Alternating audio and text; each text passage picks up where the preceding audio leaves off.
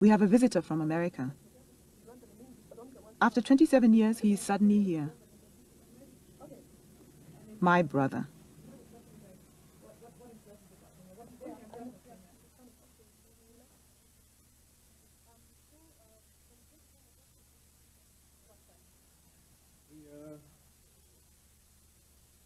My father was Kenyan, right? And he was a Luo.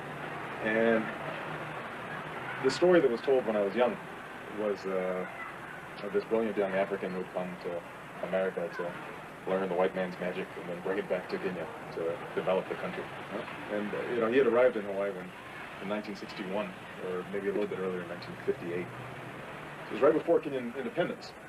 And you know, I think he was part of that first generation of young Africans who went west with all kinds of promise. And that's where he met my mother, and they got married. And then he left when I was about 2.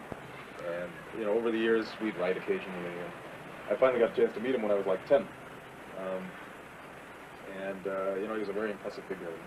A little frightening because he was, had this deep voice and this British accent, and was quite bossy and sure of himself and intimidating.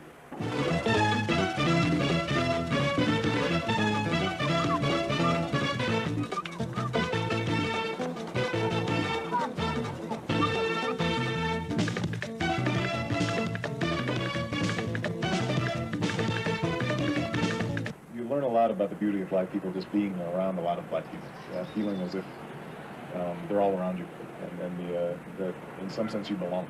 Even though, ironically, a lot of Africans will look at black Americans and say, they're Wazungus, or you know, they're white people. Ironically, it was the death of our father that brought us together. Since then, we had kept in touch through letters. Our letters, however, did not prepare us for when we would finally meet. I was afraid that Barack, my brother, would not be comfortable with us. I was also afraid that we would not know how to relate to him. After all, he was from a totally different world to ours. The most important thing for me coming back was seeing my family, and that was the main